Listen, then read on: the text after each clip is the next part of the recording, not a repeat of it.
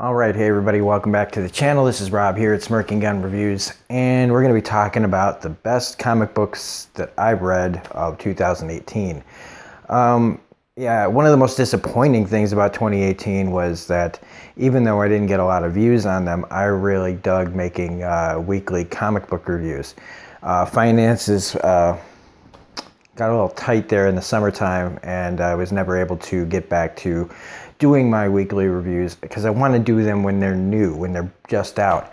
And I got so far behind that it was hard to catch up. Eventually, I did catch up, but I don't get to go to the comic book shop. I have to do a subscription that comes in the mail to save money. And the service that I use, that the company uses, the comic book store uses, is so fucking bad that I never get them on time. My latest comic books went from Illinois to Pennsylvania and back here to Illinois.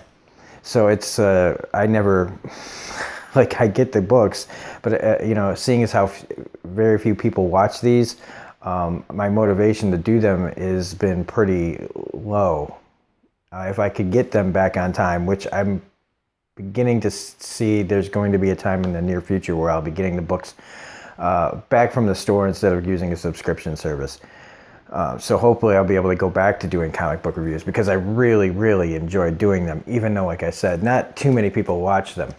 But today we're going to go through the books that I read.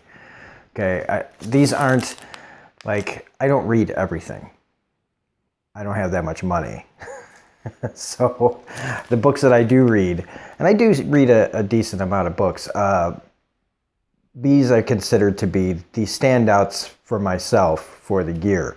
And they're all in alphabetical order, so it's not by company, even though there is more Marvel than there is DC, and there's more than both of those to, like, independent books, like, or anything. Like, there's, like, Image, there's a couple of Image books here, but I don't read a lot of, pretty much any kind of more independent books. I just don't, even though there's a lot of them out there that I'm told that I should read.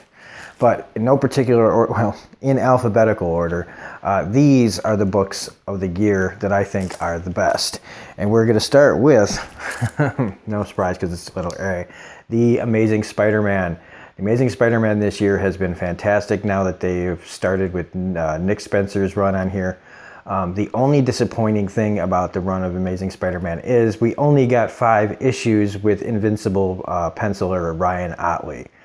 I was really bummed that they weren't able to continue with him. I guess they wanted to get us roped in with not just a good writer from Nick Spencer, but Ryan Ottley. I really dig his style. The good part is that the penciler after Ryan Ottley has a very similar, or made, I don't know if they made him draw like Ryan Ottley, but they're sticking to that style. And I appreciate that quite a bit, even though it kind of feels a little forced and a little manufactured, like we can't afford Ryan Ottley, so hey, draw Ryan Ottley. But okay, fine, skip all that, the kind of conspiracy theory behind that thing. But the actual writing from Nick Spencer has brought Spider-Man back to what I really liked, or at least this book, back to the way I really like it. Spectacular Spider-Man can be pretty good too sometimes. The Sandman story arc in that book was pretty good. But this has brought us back to, like, we've got Mary Jane back into the picture. These kind of, how he's handling J. Jonah Jameson, knowing his identity is becoming a big thing. He's gotten back, we've had a nice little Black Cat storyline. We had the whole Spider, not a clone, but like what happens if you separate Spider-Man from Peter Parker. It's been a really solid run all the way through. Now next up, it's ending and then stopping and then restarting again. But we are going to talk about Daredevil's run. Okay, so Daredevil this year has been really good, leading up to the last 5 or 6 issues, which was the death of Daredevil. Really, really fantastic run this year. I love Daredevil, and it's the way it ended is hopeful, but like I really liked the storyline, even though it was kind of pretty obvious what they were going to do with it, because it just everything seemed to be falling into a certain pattern. But it didn't take away from the power of the story that I really dug. I don't know what they're going to do with the Man Without Fear, or the Man with whatever the 5-issue book is that's after this, and then Daredevil starts up again. But we don't know what's going to happen because of kind of the up in the air situation of Matt Murdock's character, because technically he dies, but then does he? You know, and it's that comic book thing of nobody ever really dies. I would have thought that it'd be if they were gonna do this storyline, they really needed to take him off the board for a while. I don't know if that's the case here, but still a really, really good book. Another book that's been really, really solid this year is Doctor Strange, a book that I never read when I was a kid. Mystic arts and all this stuff just kind of, I don't know why it didn't appeal to me back then, but I really dig it now. His whole thing with Loki and and Damnation, and his whole thing where he comes back and when they restart the book and he goes into space to find more mystical powers because his magic is gone, and it's just been really, really solid. It's such a fun read. It's such a nice read. I never knew that I would like Doctor Strange this much. And I was supposed to do these alphabetically, but somehow Batman fell into the D's. So sorry about that. Okay, so Batman's been kind of polarizing this year because of issue 50 and the whole build up to the Catwoman Batman wedding and the big, the spoiler, the like leak of everything and it not happening, kind of like Kitty Pryde and Colossus's wedding. That did end up in it had a nice ending to it, but it polarized a lot of people. But Batman has still been a pretty damn good book this year, with the whole KG Beasts and Nightwing situation. Even though, again, they say the death of Nightwing, but is it? It's not really. It doesn't appear to be that way, even though we get to see Batman, being a little darker, and because of everything with Catwoman, things have been different for him, and now the team up with Penguin and everything to try to prove that Bane is still pulling the strings, and Batman becoming able to look like the bad guy here because nobody buys the Bane act. They all think he's like brain dead basically, and Batman knows better. And I don't know, part of it is just kind of like, really, they can't make him Batman can't kill, so it's like he can't go as far as he probably needs to force the situation. But it also talks about, it's kind of like, Bane's willpower too, to stay hidden amongst all this. All right, another D book is Robert Kirkman's Die, Die, Die. A fucking it's an action spectacular extravaganza. Even though I'm okay, Scott Gimple's part of this, all right, whatever. This is totally being this is going to be a show. There's no way this isn't going to be a show. It feels like you're watching an action movie, an over-the-top action movie, a wildly inappropriate action. The writing in this is just nuts. The characters are so over the top, but you can see this becoming a show. They'll probably go maybe 30, 50 issues, and then we'll see about making this into a TV show, because it's a lot of fun. This is absolutely a blast to read. Even though I feel like sometimes the matureness, the rated M here, some of it seems a little forced, but it doesn't take away from the holy shit action of this book. I've never really read just a straight action book. It's not about superheroes and stuff, and this is pretty fun. It shows Kirkman does have some range.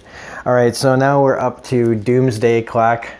Okay, the Watchmen meets DC Universe book, and it's been pretty solid. I mean, if you like the Watchmen, the original Watchmen, I do think that Jeff Johns and them are doing a pretty good job here with Doomsday Clock. And in this, Dr. Manhattan starts to make his move. I mean, yeah, I mean, it's book 8 of 12. Somebody better do something, right? So I feel like the last 4 issues of this are going to be pretty damn epic. It did start out kind of slow, but as it goes along, it does have a lot of really cool things to say. All right, now, I know some people don't like event stuff, and because what do they really mean sometimes? But I have been really digging Infinity Wars. I think it's great. I've gotten all the Infinity Warps books, even though like what point will they have? I don't know. It's a fun book, and I like that Gamora's the villain in this, who's trying to do something different, and by the whole 50% thing, like Thanos' snap killing half the universe, hers is melding half the universe. So you're getting these interesting little pileups like Hulk and Ant-Man. Like the angrier I get, the tinier I get. The cool things like that make this. You got like Wolverine and or like Old Man Logan, I think it is, and Scarlet or not Emma Frost, and it's just a cool story. I really dig it. Will it have big ramifications? I don't know. I mean, she did kill Thanos, but again, nobody really stays dead, and it sounds like he's going to be back in Guardians of the Galaxy. So there will be ramifications for that, and I didn't get it out of my box. Oh man, this sucks. Okay, because there was another book in here, and I didn't put it up, and I'm going to say it. I don't have one on me, but Cosmic Ghost Rider is awesome. It was only a 5-issue book like he was introduced in Thanos book. They gave him his 5 issues. He's going to be part of the Guardians of the Galaxy series, I think.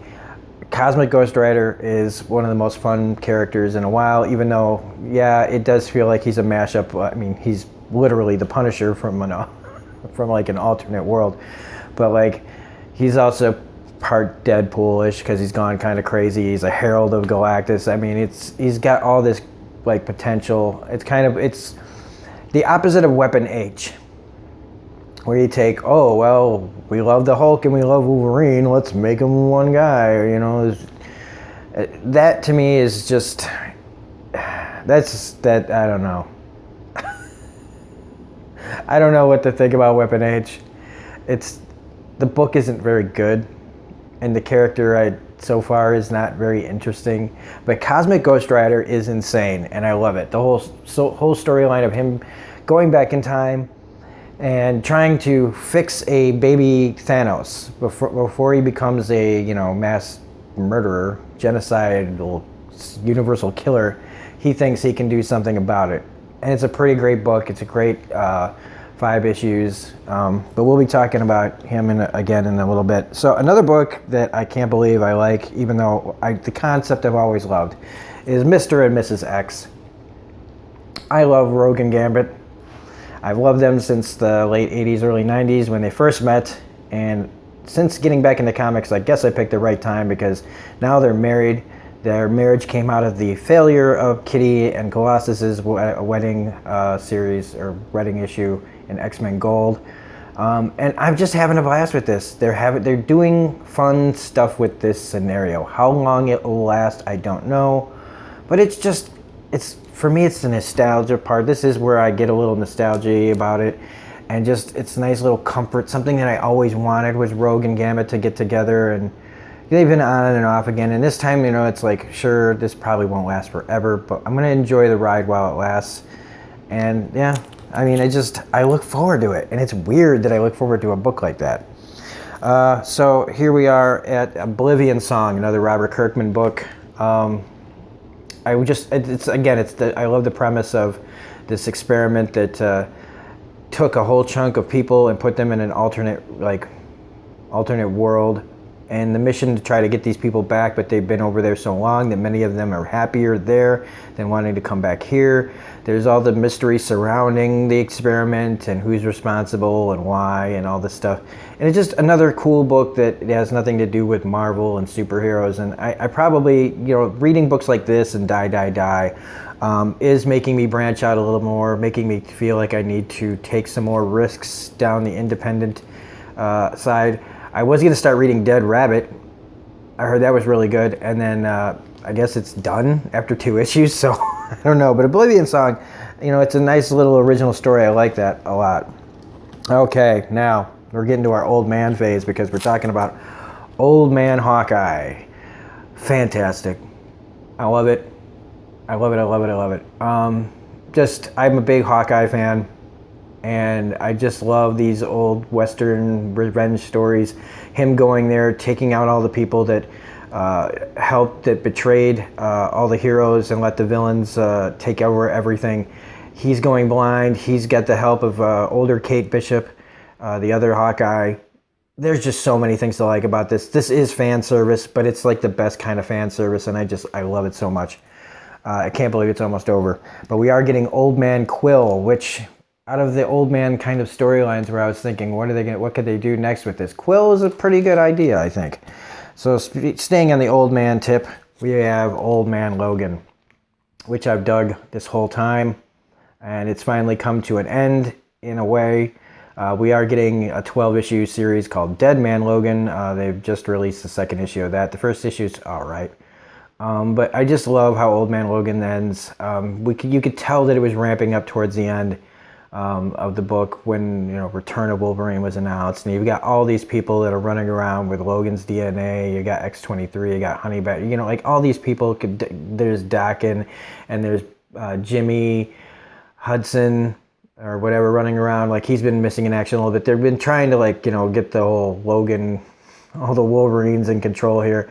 But in this, when he finally takes on the Maestro for one last time, it's just been great. And Wolverine, just keeps coming in any form.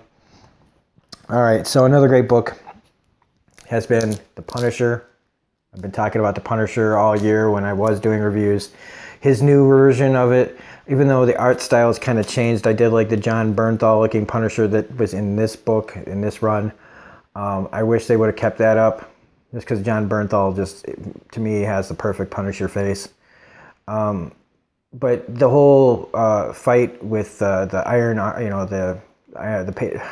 why can't I say it? He has Rhodey's the War Machine armor. Okay, there we go. The words are out. But now that his new book has started, the new run of it has started, and he's still going, even though he doesn't have the War Machine armor, he's still got some secret people backing him, making sure that he's killing people. He takes out the Mandarin, man. Punisher kills the Mandarin, which was freaking great. And he's going after Zemo and everybody else that is still responsible for manipulating him in Secret Empire. So I like that whole thing is still going. That all the ramifications of Secret Empire still are rippling through the Marvel Universe in some form. Okay, another great book. Like I was saying earlier, Thanos. This book was fucking insane. I loved it so much. I can't believe I loved it this much. In this, we did get the introduction of Cosmic Ghost Rider. I'm not going to say anything about this. If you haven't read this, man, pick up the trades or whatever. Thanos is such a good book. You get to see two Thanoses fighting at the end of the universe, and Silver Surfer getting Thor's hammer, and Galactus Galactus meeting the Punisher, creating Cosmic Ghost Rider, trying to take on Thanos. It was just awesome.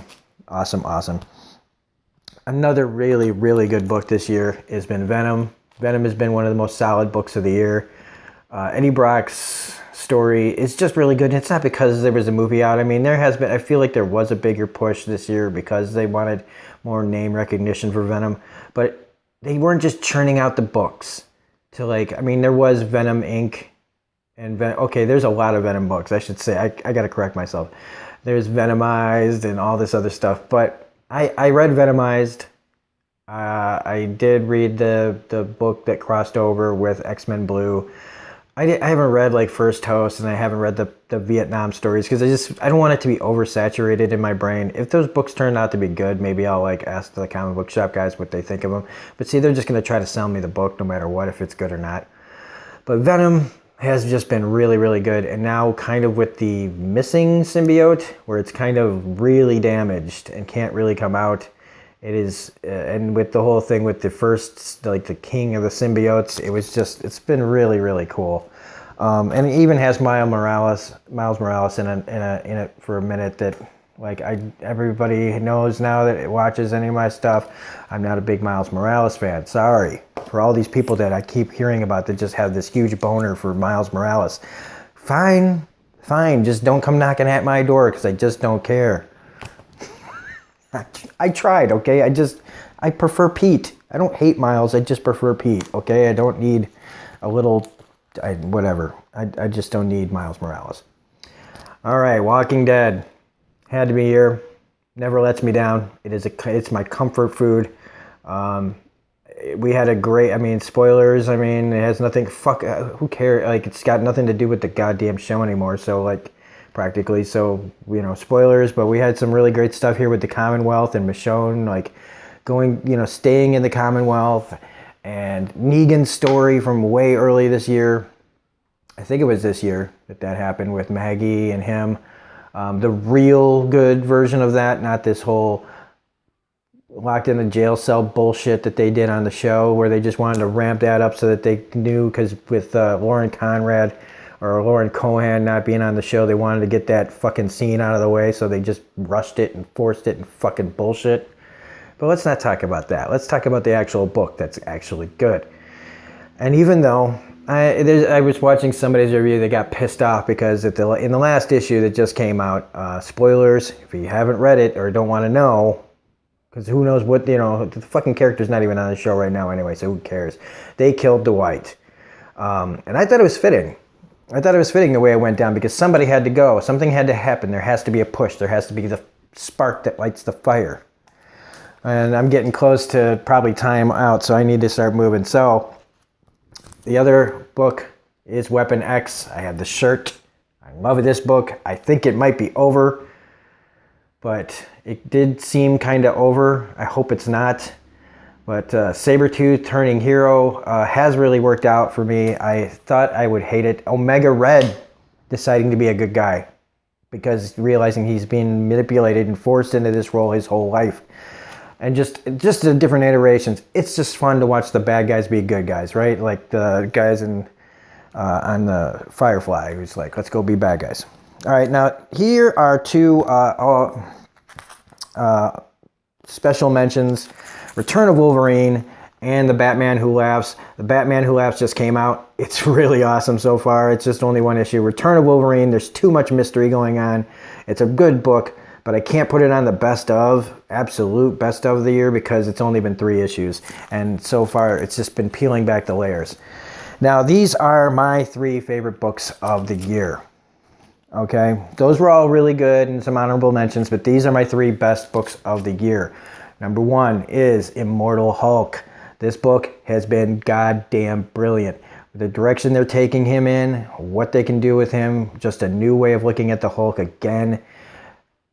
It's winking at you the whole time, and I just love it. If you're not reading Immortal Hulk, I feel bad for you.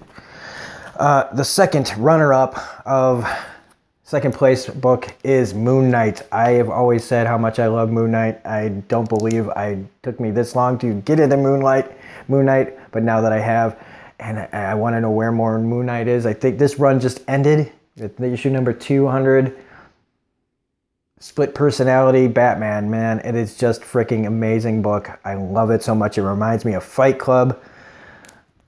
And Fight Club and Batman in the Marvel Universe. I love it. It is such a great book. If you need something different, if you're afraid of if everything's just the same, Moon Knight is that thing that's different.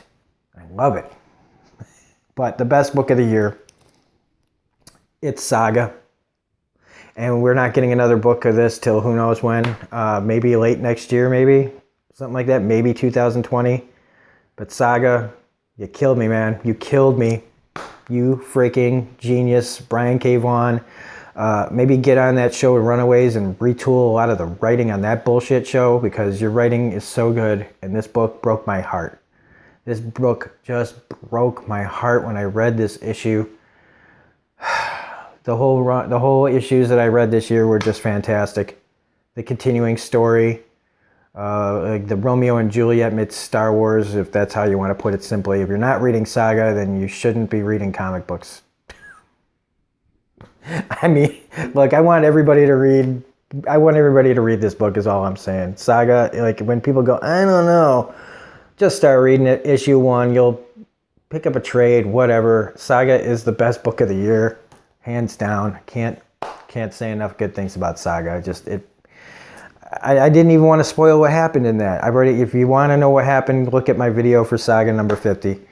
All right, number 50. 54. Saga issue 54.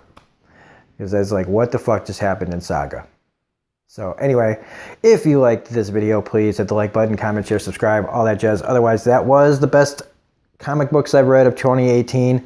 I didn't list the most disappointing or worst books, because I just didn't feel like giving it the energy into being negative today.